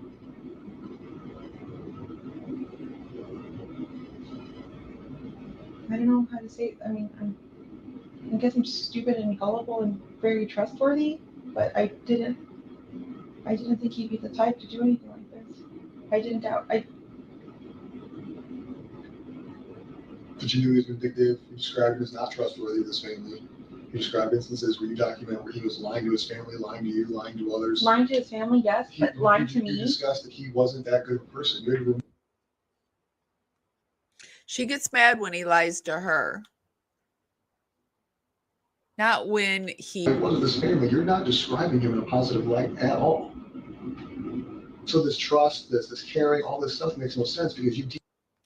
When they say other people, regardless of the victimization, describe him as a good person. He's stealing from his parents, right? But he never stole from me. You guys have no money, but all he's doing is ordering things. Oh, he never right? stole He's buying from himself you. things. He's not. You described him He as stole your daughter's innocence. He stole your daughter's life. a selfish thief. You even called it a robbery that he robbed his parents. So you're trusting this dude who you're describing as untrustworthy. But I thought he was. What happened to her? Where did you ask that? I can't fathom that. I can't wrap my head around that. I think I only asked him if he took her to school when I called him and told him to come to the office. I asked him if you dropped her off at school, right? Because she never made it. And he said, yeah. And I was like, she never made it. Where did you drop her off? You guys sat in your car Tuesday night when I was out there. I was out there at least 4 hours. Just you two in that car. Yeah. You can't tell me you guys did not have any conversations about this. There's no way. A reasonable person would have been questioning him. You were the last person with her. What the hell happened this morning? You never did that in that car. No, I didn't.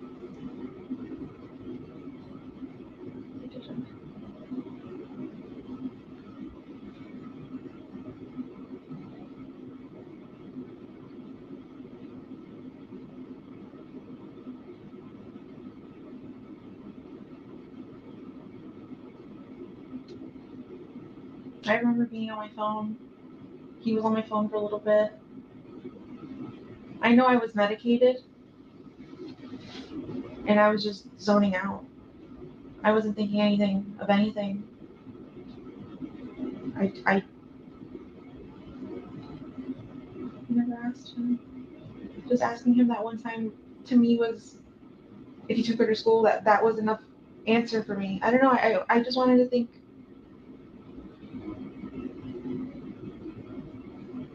Not think the worst, I guess. I don't know. But I didn't think he did anything.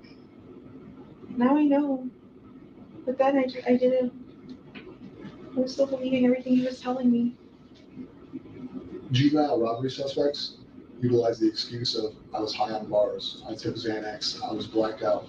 Right? Every juvenile robbery suspect you interview, I was in your words medicated, in their words high, incapacitated, drunk. It's an excuse to avoid admitting what happened. When you say you're medicated, I can't think of an amount of medication that will numb you so bad to numb the fact that the investigation is occurring right in front of your face, but you're missing.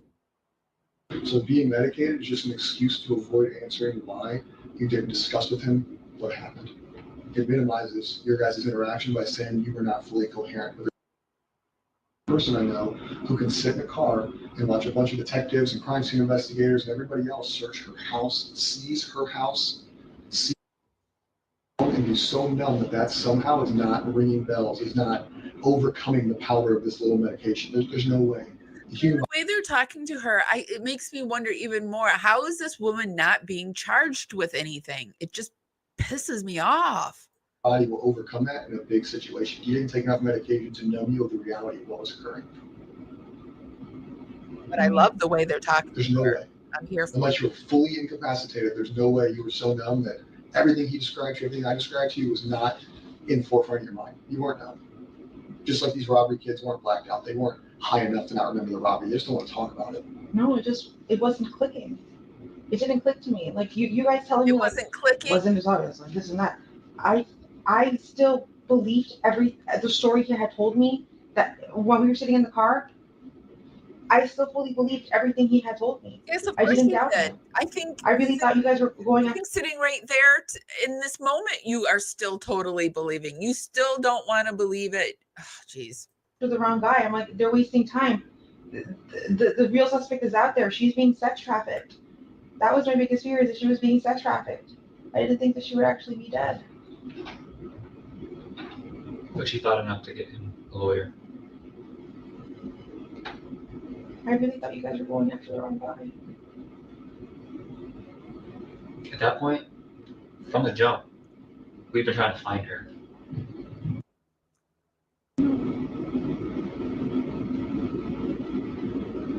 That has been and will be our biggest priority. Him getting arrested for victimizing her was an accident. No one discovered that she was a victim because he took his phone. And I'm like so happy that happened, because if not, this would have continued to keep happening. Well, it wouldn't have, because he killed her on Monday. You're so happy that it happened, that she's gotten unalived, because now it stopped happening? That makes no sense. What kind of person is this woman?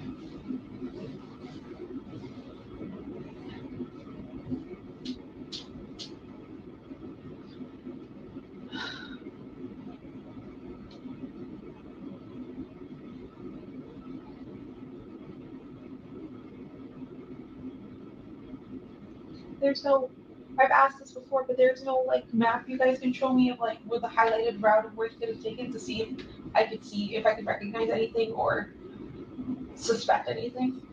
I can pull up a map on my phone, the areas you described, and we can go through it. Sure.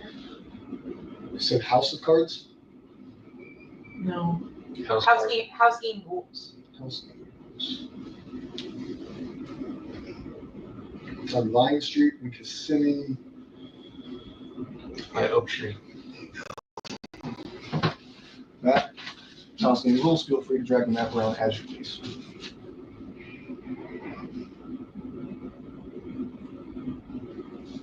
That's all of it. Oh my god. And realistically, Florida has a lot of wetlands, so anything you see that's green may not necessarily be wooded, just maybe a rule, but we're looking more for where you think based off of this route, not necessarily just like the green parts of the map. Yeah.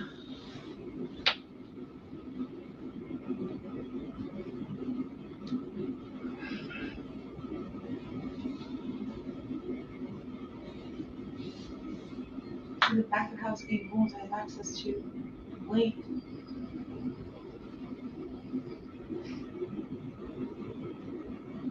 That is the one shop I can remember him specifically thinking that he was going to that Monday. He said house game rules. Did he make it there? I don't know. We know he was into that little miniature game thing where you would build miniatures and then play with them. I think that's what he was doing.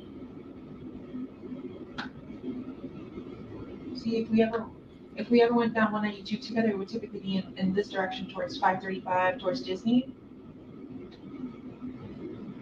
That's why I find it really strange that you guys say St. Cloud, because I've never gone into St. Cloud with him before.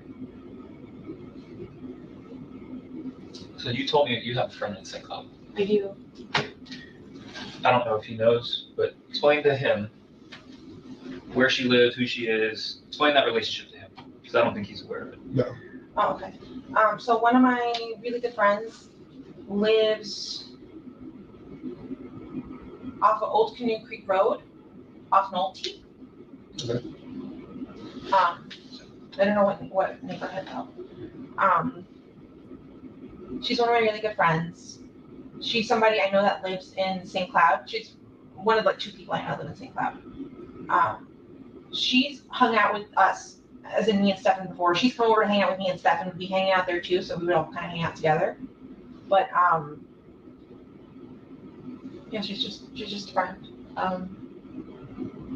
And you're 100% sure he's never been to her house. Yes. Do they have their own friendship? Or is it just that's your friend and the only time he ever talks to her or hangs out with her is with you? Exactly. Just my friend. He would talk when she was around. And you just told me about the second person in St. Cloud. Who is that?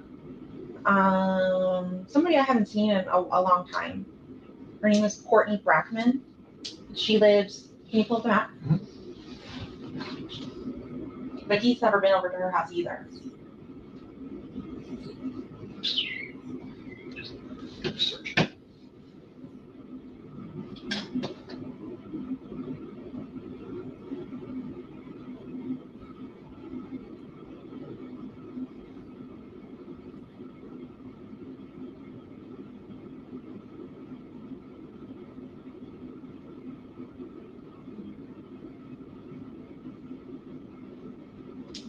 I'm just still amazed that she's not just naming things off, like just trying to spout things out just off the top of her head to just get it out there to try to find her daughter. Lake Lizzie to me is familiar. I would go hiking there often. There's a preserve there. Yeah, a few years ago, we would go hiking all the time with my friend Courtney, the one who lives right by there. With Stefan? No, Stefan would ever come. Now, would you tell him you're going to Lake Lizzie Preserve? I've mentioned it before, yeah, on the phone. Okay.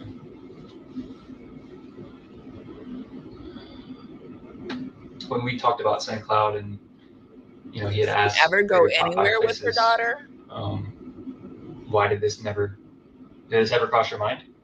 Lake Lizzie? Any of these places in St. Cloud that you're familiar with? I mentioned them the first time St. Cloud was brought up. I mentioned my 2 friends that live there. And then, I don't know if I ever mentioned Lake Lizzie. Not sure. Do you know if Lake Lizzie was special? She did enjoy going out there. Was she verbal about that? Like, did she make that known to you guys? She always told me that if we were to go hiking out there to let her know, because I've gone hiking without her. I want to go. But it's been a really long time since I've done a hike down Lake Lizzie with her. Okay. It's been at least 2 years.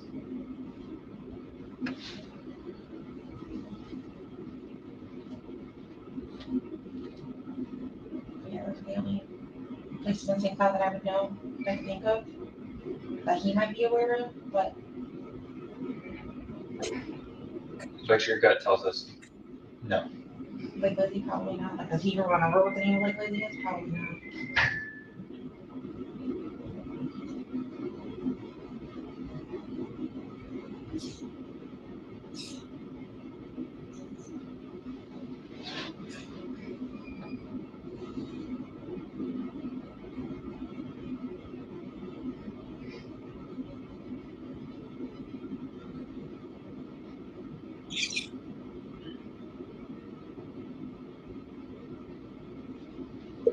Jen, is it okay if I look up password rules again? Yes.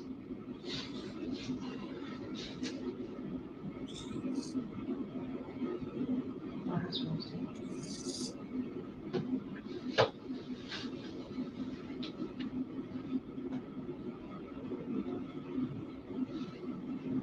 Was he into video games? World of Warcraft, into tabletop games like Dungeons and Dragons and Warhammer 40k, card games like Lorcana, which is a Disney card game. That's what he told me he was gonna go do Monday. He was gonna go look for Lorcana cards, and that's why he was gonna go to House Rules Gaming. He was just gonna make a few stops, and I said, "Why are you doing that? Why are you wasting time when we don't have money? Like, we don't have money to spend." He's like, "Oh, I'm just browsing. I just want to look. I want to see what they have available." That's all he said. Every time I did question him, he always had an answer.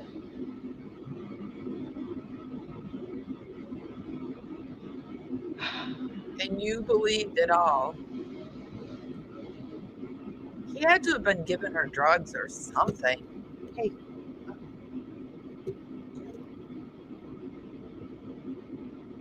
Do you guys know, like, up until when on 182 you guys found him, see him? Like, how far down? We just know it's St. Cloud. So I keep thinking, like, house game rules on 192. Okay, it's got some secluded stuff in the background, or in the back of it. But it's still 182. It's still really busy.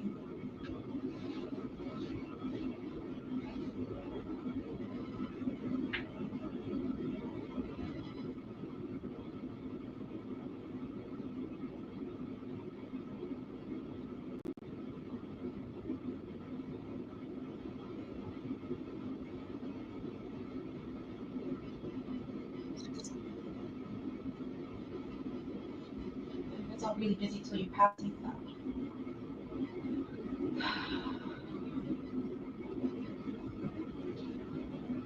She's just like wasting time. There's so very little point to this. You suck, Jen. Sorry. She's really. I really feel she should be arrested.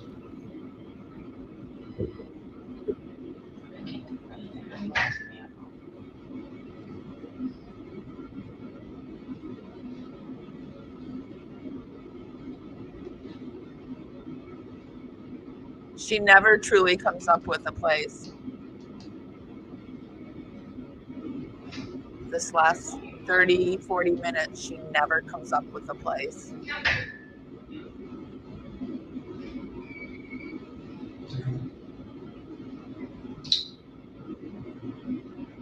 So right now, I'm pretty sure you're still doing your film. I think. How'd you get here? You're driven here? I was driven here, but my dad followed behind. I think you guys said my car might be ready. We'll verify that in a minute. The investigation is still going. Yeah. Right, Stefan also is not in charge of murder. Right, just a He's sexual not, or battery. he is? He is not. Oh, okay. He's just been charged with sexual battery. I have a couple questions for you that are going to be on record. They're going to be official. I need you to answer truthfully. Because if they determine that you did answer not truthfully, you can be held accountable for it. Make sense? Yeah. Raise your right hand. Do you swear that everything we talked about today in this interview is true and correct? Yes. Did you lie to me? Detective at any time? No. Okay. Do you currently know, or have you ever been aware of where the body has been since Monday? No. Did you have any? Were you aware at any time, whether it be the most recent instance or the first instance, victimization sexually by Stefan? Okay. At this time, you do not know where Stefan went on 192? I don't. You do not know where he went northward? I do not. And you have at no time this week had any conversations with Stefan where he disclosed what he did? No. Okay. The story that we talked about of what at one point we discussed that she could potentially have been in the trunk on the way to Northport. Yeah. Is that information you know to be true or an assumption? An assumption. Okay. Do you have any questions for us before we go check on the phone in the car? We may not be able to answer everything, but if you have questions, we can see if we can't answer those questions.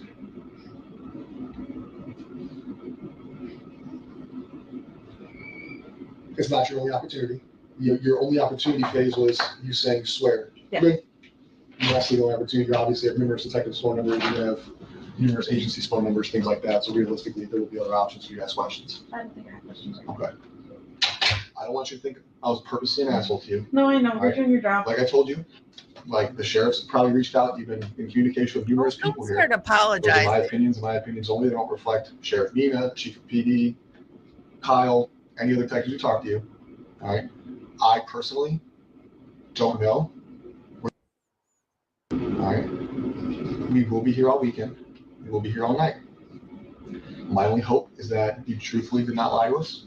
You truthfully don't know where she was, and that you truthfully did not know what was happening to her.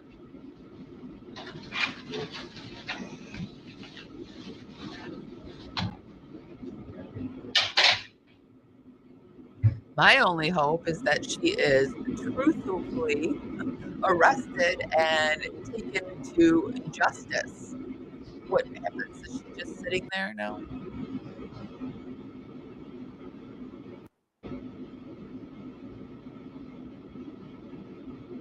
I think they come back in for a second. Just sitting there staring at the clock, thinking about taking her meds. So here's where we're at right now. Your car is obviously able to be released to you, the Nissan. It requires us to do some paperwork because we did log it into our system. So now that it's in our system, we got to release it properly to you, which is no big deal. It'll take a couple minutes. Because of the high profile. All right, I know you said we can download your phone, and I do appreciate your cooperation with that. But because the same way we do with Stefan and every other phone and digital device we've seized, they're making us write a search warrant on it, which really doesn't affect you too much. The search warrant is a legal thing. It's not a you thing. It's not a trust thing. But with that, it takes a little bit longer. Yeah. All right, so I can release your car to you right now. We can go facilitate that downstairs. I cannot make you a promise that that phone will be downloaded by the time your car's ready. What I can promise you is at the moment it is downloaded, if you have left from here, I will bring it to you. You're staying with your sister still? Does anybody have your sister's phone number that we can make sure we can communicate with you on? Yeah. My dad is downstairs, I think, waiting for me, so I can give you my dad's number since he'll be Whatever with me. phone numbers we can have, just to make sure that if we are unable to give you the phone back today, well, tell my shit out there. That way, if we are able to give you the phone back, we at least are able to contact you, and we want to make sure you have the phone to contact us if something arises. You know what I mean? Yeah, no, for sure. What's Dad's number? What's his name? My dad's name is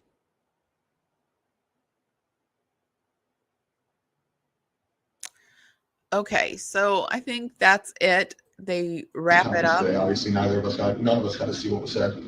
I assume it's just an update.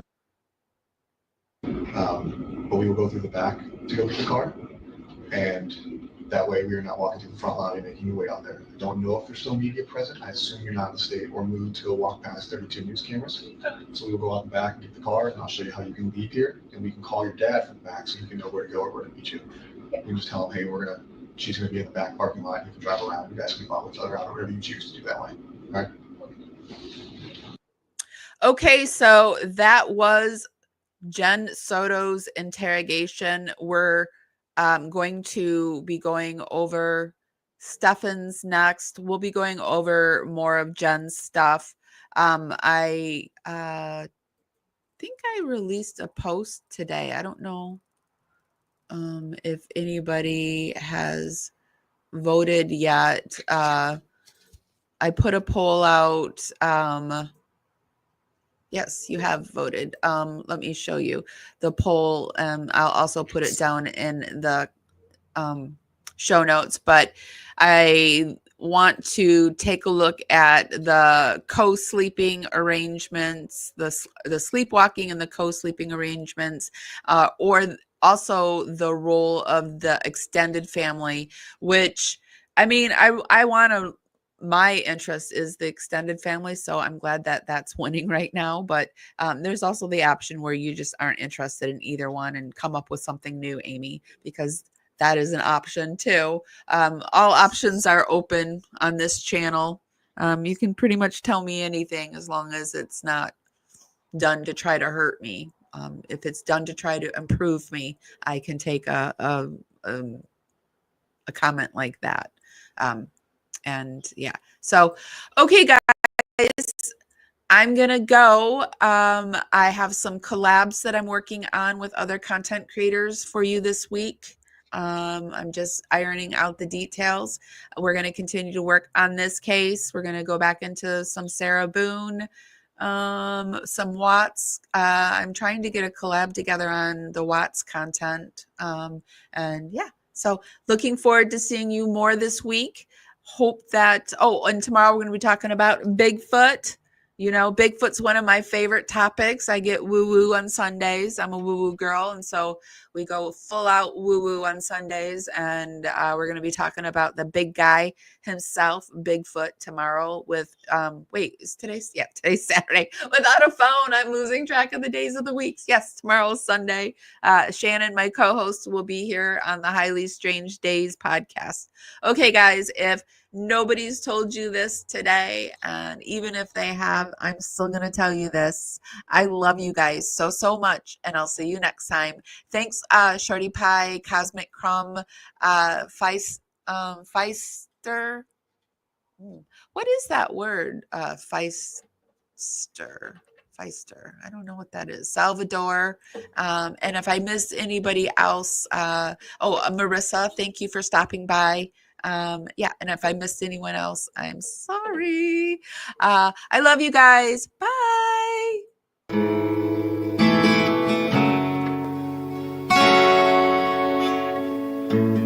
Carefully strumming this old guitar,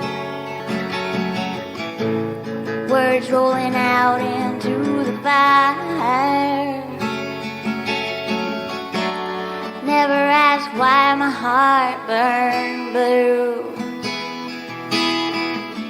Here in the haze where you inspire me. Here in the darkness I hear my cue. Time to find some solitude.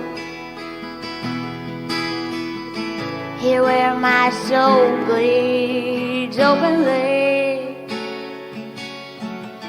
deep in the heart